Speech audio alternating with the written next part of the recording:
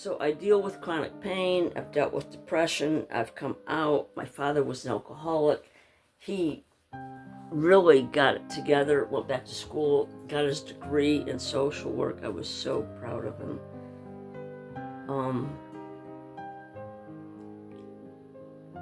I've been sexually abused as an adult when I was in a really bad time in my life, but the person was a marriage counselor and therapist, sexual therapist, professionally, like business-wise. That's how I met this person. And I didn't say anything. I wasn't a patient. I was actually in retail, medical retail, and that's how this came to be. And I didn't say anything about it. I just refused to work with the doctor ever again. And I moved out of state, and I saw a Sally Jesse Raphael show about doctors abusing patients, or, you know, in this case, I wasn't a patient, but I knew if what happened to me, and what he was doing and what was on his business card, then he was certainly involved with the patients. I just knew that. And I called the state where I had lived and called the Board of Medical Examiners. I had to write a deposition. So I know, you know, the sexual abuse. I've seen it in my life. I've seen it in my family. I've seen it in the lives of the people that I love. And I've seen how it just grows tentacles and roots, and it can't be stopped unless it's exorcised, unless it's operated on and surgically removed. I mean that metaphorically, you know.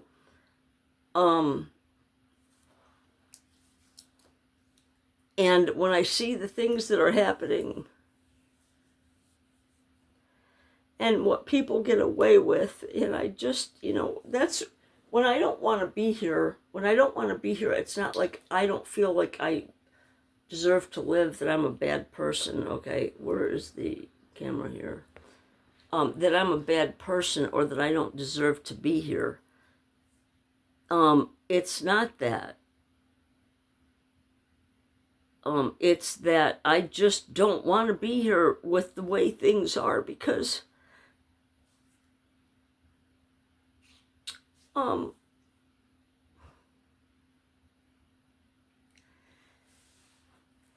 people always say love will win, you know, good versus evil, you know, that's how the movies always end up, you know, the whole hero Star Wars thing, you know, which was true. I mean, when Luke challenged his father, you know, that's the dark night of the soul. That's the, you know, this is the, we all have that side of us that is dark, you know, that is not pleasant.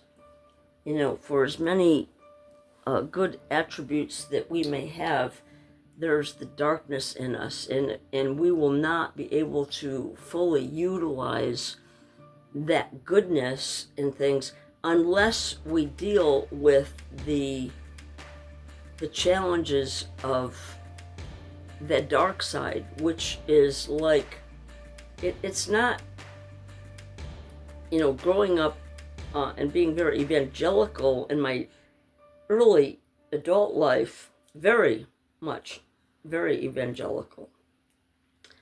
To mention darkness, dark night, whatever, it sounds demonic, it sounds like it's dangerous to deal with, but it's not. It's like the psyche of a human being in a three-dimensional world, and we are so limited by this low level of, you know, we are just, you know, when I started my TED Talk in 2018, I just talked about, like, self-actualizing and you know, reaching your potential, you know, Maslow's hierarchy of need. And yet here we are, most people in this country, a lot of people here relate to being Christian. So look back 2,000 years ago, and we've come from 2,000 years ago, and somebody that you believe gave their life for your salvation. We are at the point that we still have tabloids at the checkout counters, and we're buying the tabloids. We're buying we're looking at we're clicking on, you know, who Paul McCartney really hates. Why didn't who Diane Keaton really thought was terrible. We just like, it's like, oh my God, who did they say? Who is it? You're like, like we just want this stuff. That's as far as we are. That's it. After all this time, that's where we are. I mean, you know what? I can't. That's why I don't want to be here. I just keep thinking, like, relationships. So many problems in communication, in relationships, whether it's in your love relationship, your family, your neighbors, your friends, your co-workers, your community, your state, your country, whatever level it is. If we're lying and not willing to recognize the dark and the light, that's what the world is about, is day and night. The sun and the moon, these dark things aren't demonic, like we are brainwashed to think when we hear anything. If somebody has a dark side, then it's just evil. No, the dark side is like sandpaper. Okay, the dark side lets us recognize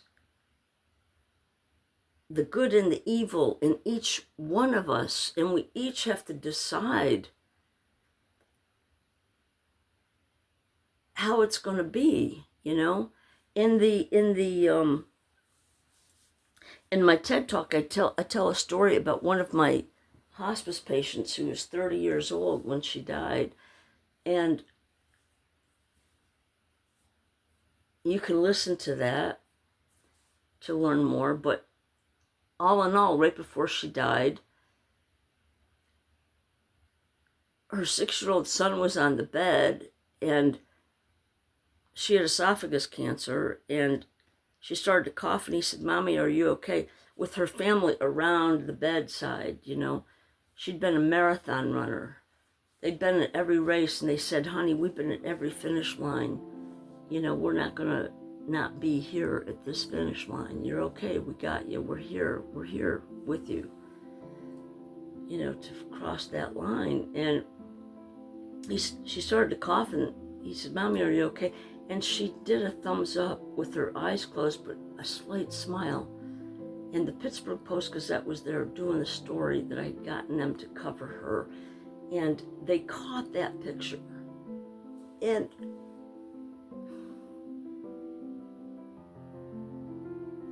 when I told her goodbye for the last time, I just told her. I was whispering in her ear and thanking her for being such a gift to me. And the photographer caught that picture. I didn't know that he took it. I didn't know until her funeral. And that's when he came up to me and gave it to me. And when I was saying goodbye to her, I just said, "Laura, I will tell your story for as long as I'm able to, however many people I can tell your story." And to be able to be 30-year-old with your 6-year-old son, but right before you die, for you to give a thumbs up is like, to me, it was like I'd found the meaning of life, like I'd found what it was, and it's different for everybody, the recipe, the way in which you come to the point where if you can die with a thumbs up, then you have, in my estimation, you pretty much had a good life. That doesn't mean it was great. It doesn't mean it was without hardship. But those things, those hardships, those trials are sandpaper. They are the dark night of the soul. How you deal with negativity, how you deal with judgment, how you deal with ridicule. You know, it's about our ego, and our ego is in control of us big time, you know, in this world today. And people like me, if you're empathic, you know, if you're highly sensitive, you cannot, it's really, really, really hard to deal with those things. It makes you just not want to be here, because the majority of society is just not wanting, they're so okay with mediocre, they're so okay with the frequency they're on, the channels that they can get. They don't want to raise their tower, you know, to get better coverage. You know, listen, if your phone doesn't work and you're not getting good coverage with the company that you're using, and they're way back when we started using cell phones and who had the bigger tower, I mean, you just went to the bigger tower. You got to get the best coverage so that you don't lose phone calls, and, you know, so that you can connect, so that you can connect. That's what life is about, is connecting, you know, getting the message, and being able to relate, being able to say what you mean, but not be mean when you say it. You know, my sister-in-law Karen really gave me that message so long ago. People have said it from different angles, but she was the first one I heard say that. And it's like, that's a great line. And which has led me to T4, which was my dad's race car number, T4, which is time to talk tenderly. And I'm not talking Pollyanna goody two-shoes, sweep everything under the carpet, everything's great, life is the sunshine ball, you know, at all. That's not at all what I'm saying. I don't have my head up my ass. What I have is a desire to be real and to be truthful, respectful, but truthful. You know, you don't have to be an asshole to be honest and truthful. You can say things to people, and the problem is we don't say things in the beginning when they are starting to fester. We wait until they're a fucking explosion, and then we're like breaking things and getting angry. And that's how I was. You know, I was angry. My anger would turn to rage, and, you know, I would break things. I would be violent. Usually, I will say, the things that I have broken are things that meant something to me, because I wanted the person involved in the argument to see how frustrated I was that I would break something that meant something to me. My computer, my guitar has 2 holes in the back of it where I banged it, slammed it against something. I haven't repaired it because I want it to, all my tickets, my concerts are decoupage on the back of my guitar. But those 2 holes are there, and I could have fixed it, but I didn't want to. I wanted to be reminded that sometimes I could really lose it, you know, that my rage would just, and I didn't understand why. And it wasn't evil, it was just that I didn't feel like I could be understood by anybody. And I didn't want to be here, and that's when I started getting, you know, deeper and deeper into understanding the philosophy of Carl Jung, you know, and self-actualizing and individuation. You know, look up individuation in Carl Jung. you'll learn a lot about it. That I wanted to raise my bar. I didn't want to be mediocre. I don't want to be mediocre in anything. I don't want to be mediocre friend or lover or worker or, I just would rather not be here if I can't be who I am to the best that I can be, my God. If we could just all do that. My whole life, if anybody, what, I don't care what anybody thinks anymore. I don't care how people want to spin it, whether they're friends, family, foe, neighbors, people that hate me, people, there was a post that I saw that I put on Facebook recently, something about, people really love me for who I am, but they also hate me for who I am. It's like an equal amount. I don't care anymore. I don't care anymore. I'm alone. I'm single. My parents are gone. All my older relatives are gone. You know what? I just am going to be me.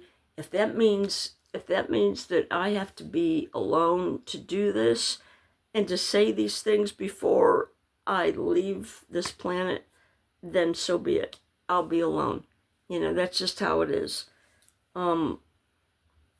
But I'm not going to lie, and I'm not going to lower my standards, and I'm not going to downplay who I am or the experiences that I've had, because it makes other people feel jealous, or they feel like I'm bragging, or what. You know what? Think what the hell you want to think, okay? If you don't know me, and you don't know my intention, then don't listen to this. Turn it off right now. Just turn it off. Go watch another video. If you want to know who I am, there's plenty out there that you can investigate. Look at my Facebook page for the last 18 years. People say, well, social media, people can get on there. And yeah, they're right. A lot of it is fake. Oh, look at me. Look at how much I can touch up my picture to make me look good or whatever. You know what? You can look at 18 years, whatever it is. Let's see, I started, I think, on Facebook in 2006. So it's been, 19 years. But you could look at the history of my Facebook page and you will know me. You will know me if you look. You'll see stupid shit. But I try to balance. I love to be funny. I love music. I love good movies. I love history. I love learning new things. I love funny things. I love animals. And Facebook is all of that. All of me is there. And the messages that Spirit has been just telling me in this last year especially is like, look, you've got your degree and you went back, you got a communications degree, you know how to write a business plan, you know how to write a grant proposal, and you've succeeded at it. You know the right thing, you know how to go about the process. But here's the thing, I don't care about the process anymore. It doesn't even matter. We are living in a time that is so bizarre. This is just so bizarre. This time period is just like, I don't know, it's just ridiculously fragmented, and it's like your fingers going down a chalkboard, just it's like broken glass kind of just being mushed together, and you can hear it. We are just all, it's like survival of the fittest. Who can you knock down to raise yourself up? That's not how you raise yourself up. You don't knock somebody down. You don't knock on their head. Listen, if you're mountain climbing, okay? If you're mountain climbing and you're with a friend, you might be above them and then they might be above you. You might, if you're mountain climbing, you look down and you say, hey, man, you know what? You see that rock? It's about 12 inches away from your left foot. Don't step on that because it's really loose. I almost lost my footing completely. Don't step there. All right? Or you see up to the, about 1.5 feet above your right hand, that ledge right there, that's really tight. That's really good. I stepped on it and it was really, really helpful. So, grab onto that and that'll get you up to the next point. Do I say, stop telling me what the hell to do? All right. And I always think one of my favorite movies is The Wizard of Oz. It's a metaphor for life. Okay. People look at it as a kid's movie. Oh my God. It is so beyond being a kid's movie. It is the metaphor for life. Okay. But The Wizard of Oz is about going through life and there's always a damn witch trying to take you down. Always trying to just pick at you. Just get your goat, get you riled and just, be after you, in the beginning of the movie, she's after Toto, and Dorothy's pissed, Dorothy's pissed and there's this, that's good and evil. That's dark and light. That's darkness and daytime. That's, and we all have that in us. All of us. If you think that you're better than, you're not, okay? You may be at a different frequency. It's like a 10th grader knows more than a 7th grader. Does it make them a better person? No, they're not better than. They're not better than, but they're smarter than, okay? So if you have a higher understanding, again, going back to the radio analogy, when I worked in radio in the 70s and 80s primarily, I worked at an AM station, and then at night, when the sun went down a certain time, we turned our frequency down so that you don't hear AM as well in the evening, in nighttime.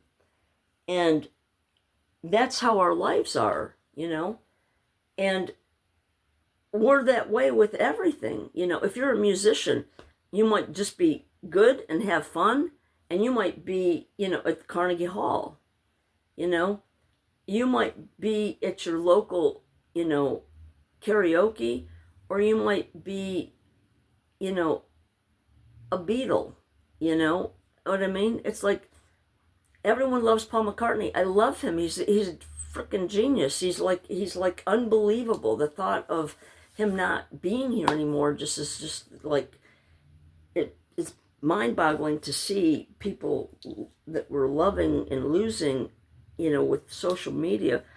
But that is all of us, and we all have the right and the potential to reach our potential, to be our best, to be the best teachers, to be the best caregivers, to be the best musicians, to be the best cooks, to be the best communication people, to be the best teachers, and be the best juggler. Whatever you do, be the best at it that you can be. Don't compare yourself to somebody else. Just be the best that you can be. And the messages that keep coming to me is, you've got these, you know how to write a business plan, Ellen. You know how to do these things. You know what? But don't worry about that. Just be you. Be you. Don't just be serious on this podcast and then they don't see the rest of your life. Let them see who you are. That you're funny.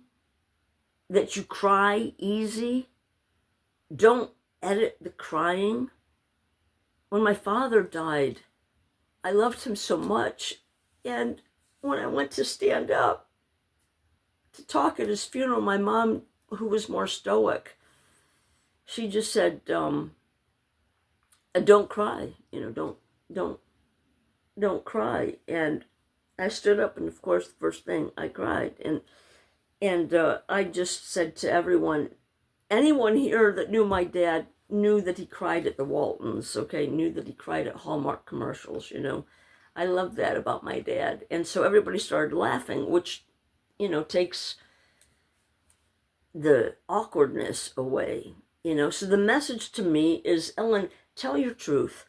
Tell it from your heart. Don't edit it. Don't edit it. Let people know that it's okay to have shitty days, to know that you failed at something, that you're not good at something, and you're not good at this, and you're not good at that, but you are good at this, and you are good at that.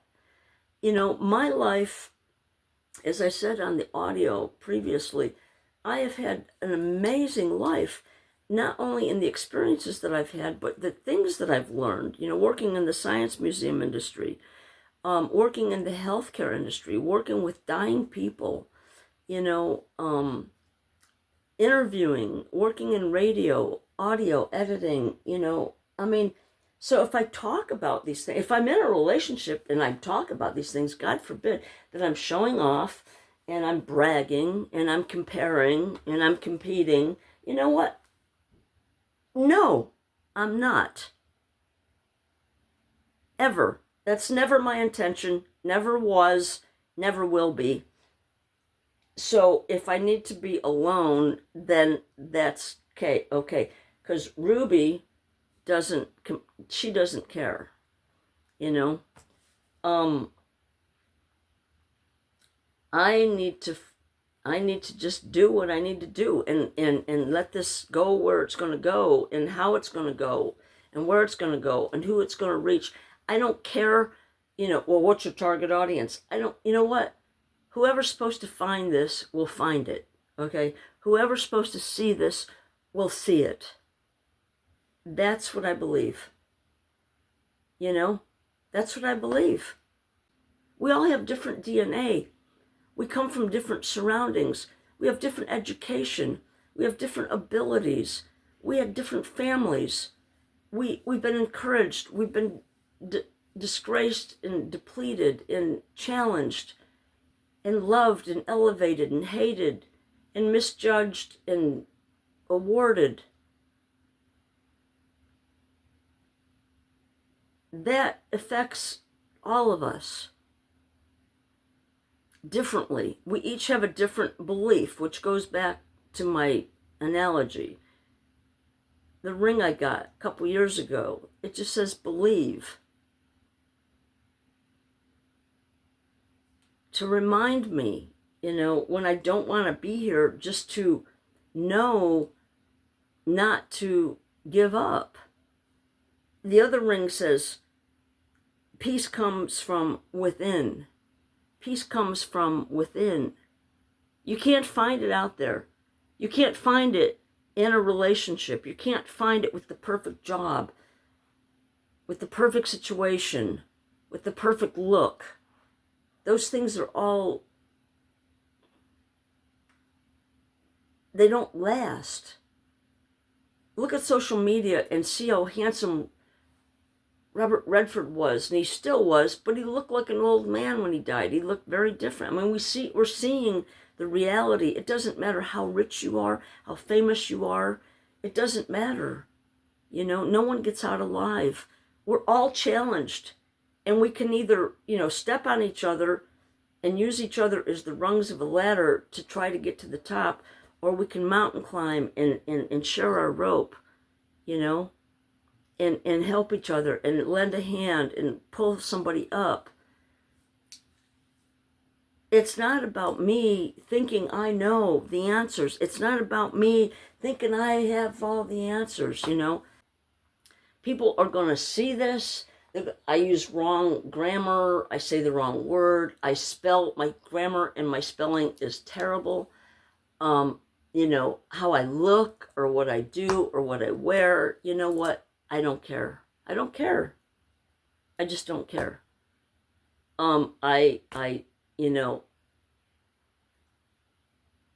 Where this goes and who it reaches is out of my control.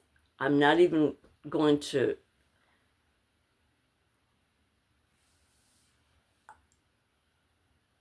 I just have to offer it,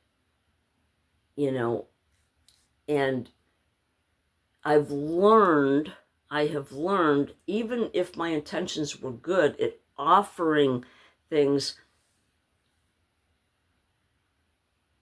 to knock on somebody's door and try to proselytize them into believing what you believe. And I've done that too. But this is not what this is about. I'm not trying to convert anybody to anything except to challenge you to be your best, to use the tools that are coming to you, to challenge yourself to raise your frequency, to hear the messages, whether it's through a movie, a bumper sticker on the car in front of you, a song that you happen to keep hearing, or a new song that you've never heard, or a conversation that you overhear while you're standing in line at a checkout counter.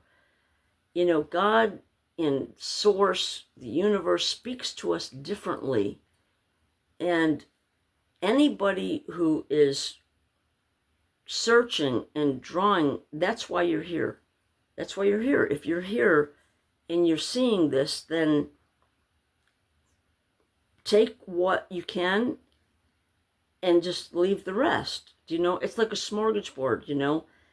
It's like you go to a party and there's hors d'oeuvres, you know. Some of the hors d'oeuvres you like, some of them you don't. Don't eat the ones you don't like. Eat the ones you do like. The ones you don't like, somebody else will like, you know.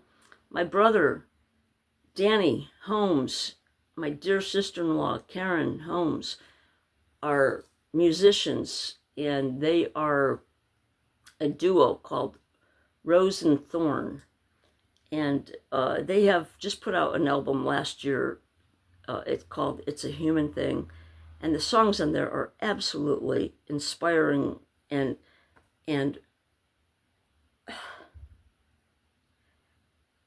really, really, really, really good stuff. It's a Human Thing, Rose and Thorn. Thorn, Thorne. Rose and Thorn. And there's a song in there that says something about if I like what you like, then you're going to want what I have. You know, we all have different values and we like different things. That's a great album. The whole album goes along with everything that I'm saying here. Do yourself a favor. He actually has a song called Do Yourself a Favor. It's not on that album. Do yourself a favor and check them out on Spotify. Look them up. And Rose and Thorn. N, like not Ann Thorn, just N. ROSE. N. THORNE. Music that has really helped me on my darkest days to keep going and to believe that just being who you are and being authentic to you and not letting people that judge you and don't lift you up, you know, it's just, you know what? Align your heart with your spirit. Align your heart with your source, whatever you call that.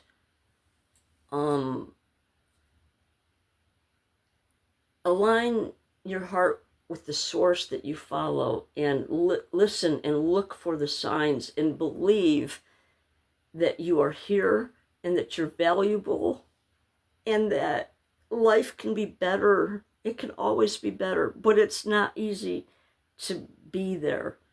And no matter what you're going through, don't let it be not for nothing. Whether it's the deepest sorrow, whether it's death and dying, whether it's just the most horrific thing I can't understand. You know, I don't know how people get through things. I mean, I look at my life and I just think, wow, I don't know how I got through things. But you know what? I just see things that are, I mean, and we all do throughout the whole world, and it's really hard to understand.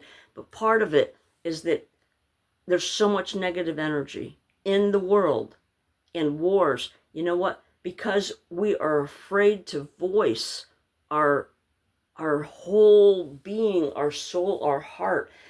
Don't say anything. It's not your right. It's not your business.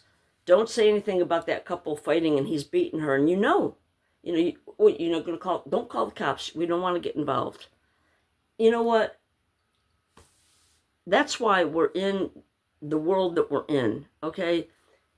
People, goodness, love, joy, peace, harmony, faith is useless unless you can put it into action and raise your frequency in your life, in your relationships, in your community, in your state, in your country, in the world. Raise the bar. Don't be afraid to raise the bar, man. This is it. This is it, you know? Raise the bar. Be the real deal. Open your heart, you know, and let yourself heal. Allow yourself to heal from the hurts and the pain and the doubt and the fear and the things that have happened to you, to turn you away from hope, turn you away from feeling loved and feeling valuable. You know, knock those things to the curb, man. Kick them to the curb. Be done with it. Don't talk about it. You can't talk about it. Yeah, but it always turns around that way. Yeah, well, if you keep saying that, that's what you get. You receive what you believe.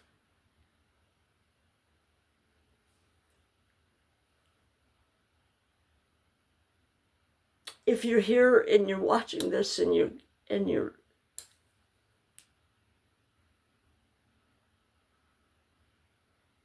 somehow elevated to the desire of creating a better experience for you, just know that when you do that, you're going to get ridiculed. Be prepared. And yet, at the same time, you are going to inspire people. You can reach down, give them a hand, pull them up. You know, you say, hey, look how far we can see from this view. Let's go a little higher. Let's see how far we can see. You know?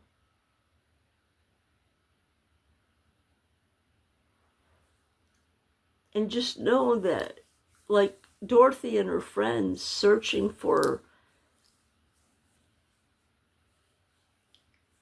courage, heart, a brain, a home, that in the end they found out that peace comes from within, like this ring. It doesn't come from a relationship. It doesn't come from a good job. It doesn't come from having the new car, getting the best job, getting a title. It starts with believing and loving yourself, believing in yourself and loving yourself. Not in an egocentric way, but in a holy way, knowing that you are a divine creation that is like no other. You are the only one in the whole world. You are the only one that is you. And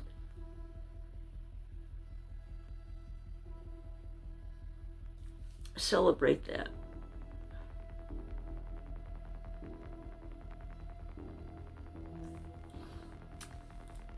Celebrate that.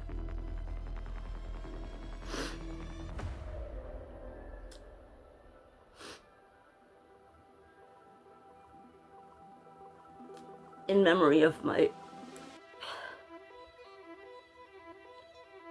departed patient, Laura, you know. Remember, this is your barometer. It goes with you. Every day, every interaction, whether it's with someone you know, whether it's someone that cuts you off in traffic, whether it's somebody at the grocery counter, whether it's a colleague, whether it's your brother, your sister, your neighbor, you know, before you want to just, flip them the bird, I mean, realize that this, Laura instilled that in me, that this is our barometer with every interaction, whether anybody sees it or not. You know it, God knows it, the universe sees it, sees how you respond, sees how you're being tested and how you respond. You know it. Even if you don't even say it out loud and it's in your heart, you still know it. You know who you are. Let this be, let's try to, get our thumbs up, I mean, this is not just a something that you choose on your phone, as an icon, Let this be true to you, and let's try to make the world just a little bit better.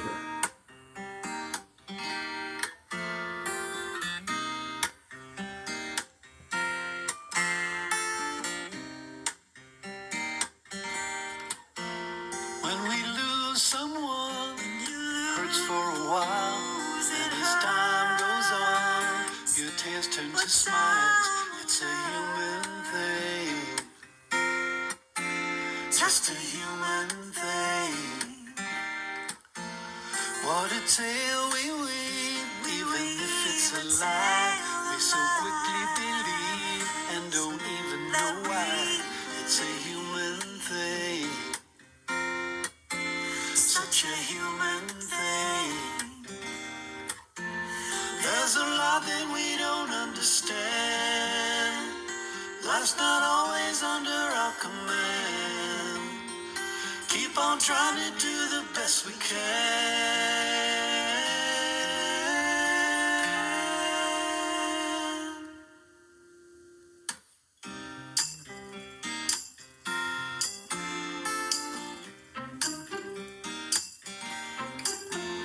When our wits are at end and we're frozen in fear, pain is eased by a friend just by lending an ear. It's a human thing. Just a human thing. There's a lot that we don't understand. Life's not always under our command. Keep on trying to do the best we can.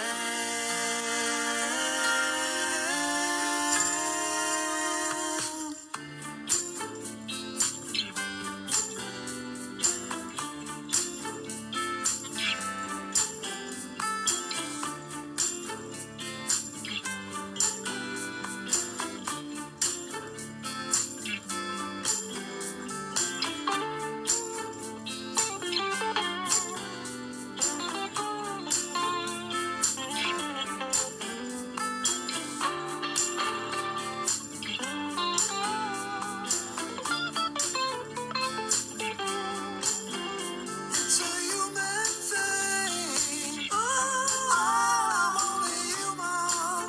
I'm only human. It's a human thing. Oh, it's a human thing. I'm only human.